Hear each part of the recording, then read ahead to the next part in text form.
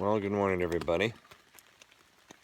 True to form, it started raining about 11, 11:30 or so, and it's been pretty much continuing on. It's currently 6 o'clock. I've been awake since probably about 4:30. Had a pretty good downpour then, and that's when I discovered that I've got some work to do with some seam sealer. It's not too bad. There's a gear loft that's right above my head that's built into this tent where I put my headlamp, and during the heavy downpour I went to get it to look around, and it felt a little wet to me. And there's a place where 3 seams come together right above it, and it seems to have, there's a little leak up there. And then the zipper for the outside rain fly, which is, I don't know if you can see it or not, right there. Okay, so on the outside of the little screen, it has also a couple places, about 3 places, where it's letting water leak through, drip onto the screen, and then drip onto my face. So, yeah, that kind of would wake you up when you get some cold water dripping on your face. So how did I mitigate it? This is how I mitigated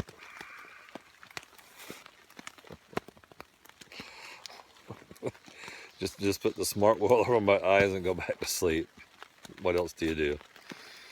Anyway, when I'm in the tent, I still keep a lot of my stuff in their waterproof bags. Here's my battery charger. I'll keep my phone in there, which I think is a wise thing, since with the humidity, everything seems to be getting kind of wet and damp anyway. My sleeping bag, no matter where you touch it, it's like it's wet and damp. So it just happens when the humidity comes in at high humidity. So plus wherever you can always have a little bit of penetration from the, excuse me for a second there, from the rain. So I tend to keep things still in their protective bags, even if they're in the tent, like at a night like this. So all right, time to get up. Nothing else to do. It always takes a little bit longer when you've got to pack your pack inside your tent. So, and today I think I will strap the tent on the outside of the pack. It's gonna be soaked. I can tell that the bottom bathtub with all the splashback is, or splash up is it's wet anyway, and so it's going to definitely be soaked by the time I get the rain fly off and get it in there, and then the rain fly will transfer water to the tent anyway. So my goal, I've got 10 miles to go to get to Delaware Water Gap. All right. And the Pocono Inn, which I hear is dilapidated but usable, $70 a night.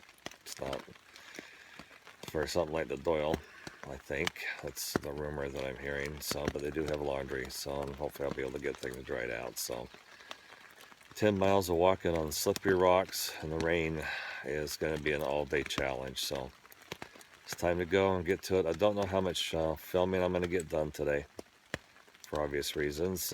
It's raining pretty good, and I don't want to get my phone compromised. So there may not be a whole lot of filming today, so I'll apologize for that ahead of time, but I've done hopefully a good job of trying to show you rocks and things like that. I've been thinking about a couple of ideas for some kind of trail tips that I may share with y'all. I'll tell you what, this is my favorite piece of gear right here. This little Cedar Summit pillow. I would not leave home without that. That is a great piece of gear. Anyway, all right. Time to get this done. See you down the trail. Bye. Oh, everybody. Well, I'm out of my sleeping gear, back into my hiking gear, and yeah, I can smell it. The bag's packed, my sleeping bags, my quilt's packed up, and it's wet. You can just, yeah.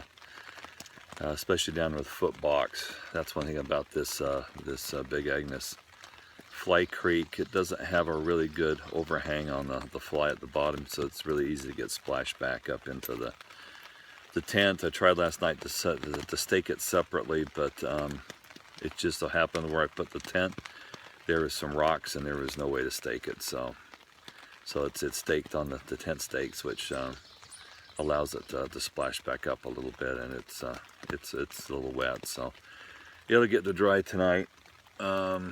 At the hotel, had to pull it out.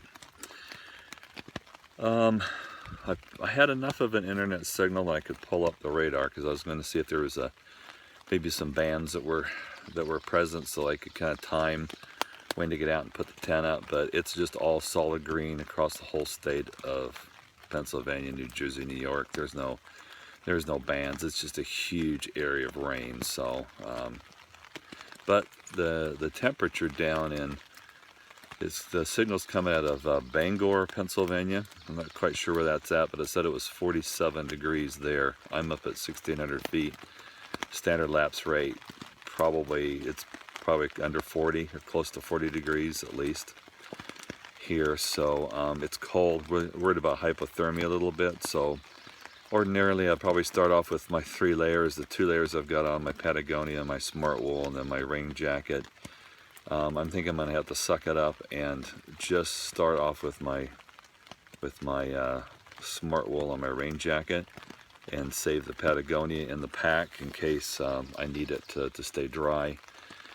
And hike, I will probably just go ahead and this is one of those days where, yeah, I might get as wet with the raincoat on as with it off, but with the temperatures that it is and the cold rain, I'm going to be going slow over the rocks anyway, so I may not be generating that much heat. So I will probably just keep the rain jacket on as I hike, and just go ahead and let the sweat do what it's going to do on the inside, and hopefully stay dry that way. And then if I get in trouble, I can always pull under a tree, break out my Patagonia, and add it later if I need to. So, all right. No pain, no rain, no main.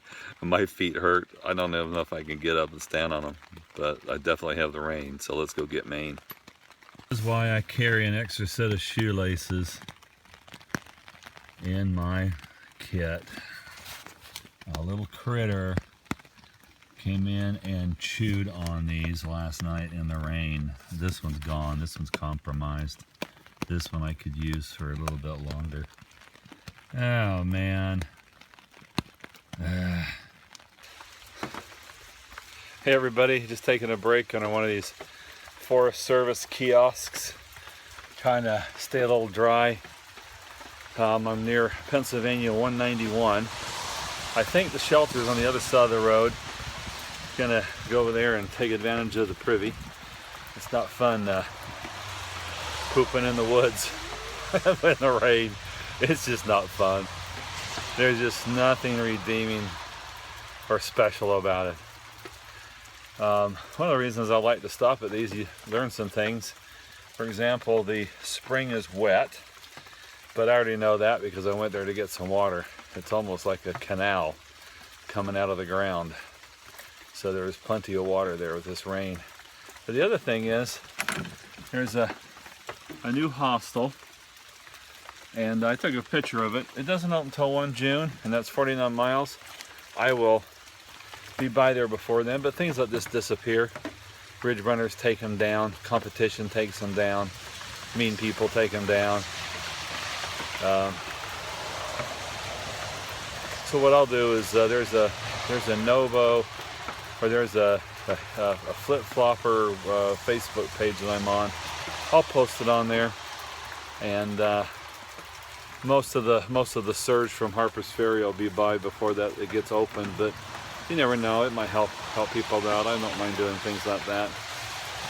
All right. Let's go do this. I think I've got,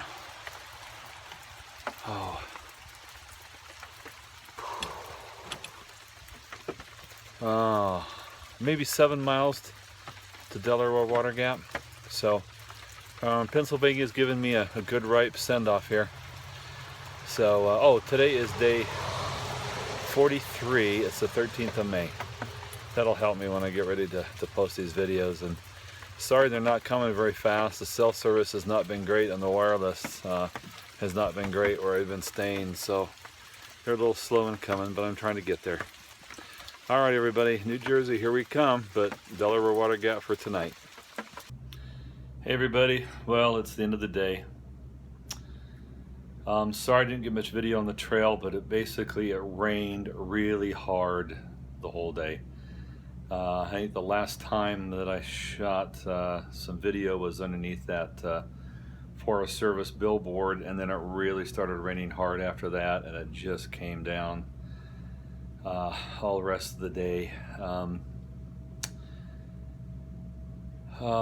Let's see. The trail itself actually had some reprieve to it.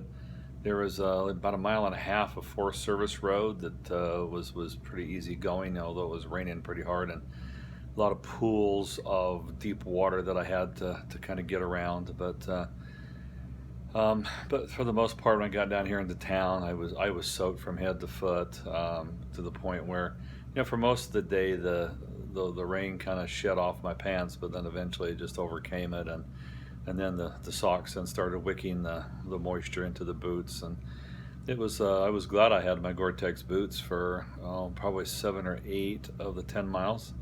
They did a really good job of keeping the water out, but eventually it just kind of overcame it. So I'm here at the Pocono Inn. It is kind of a dilapidated old hotel, but it looks like they're actually renovating it. A lot of the rooms are closed, and they've got some construction going on. So let's see. There is not a place to resupply here in town like I thought. Only a couple of gas stations. I could probably supplement some of the stuff that I've got with what there's over there, and maybe get it about 2.5 days to the next opportunity to resupply in New Jersey. I might take, I'll decide in the morning, I might take a 0 tomorrow just to kind of recover from beating myself up from Port Clinton into here. I talked about get home-itis the other night as a reason not to try and get to the shelter, but honestly, the get home-itis started when I left Palmerton, because even though I knew the rain was coming, I had decided that I was going to go ahead and do it. How bad could one day be? Well, I'm not going to do it again.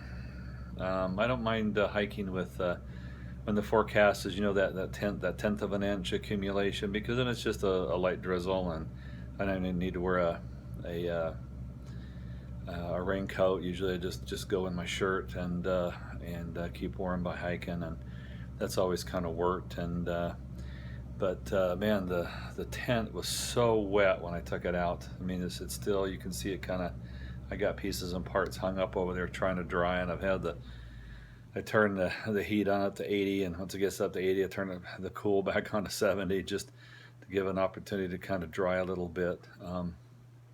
Everything was so wet that if I had another day on the trail, I don't know what I'd do, because tonight I wouldn't be able to, I mean, my tent, it would have been just, everything would have gotten wet then if I tried to use it.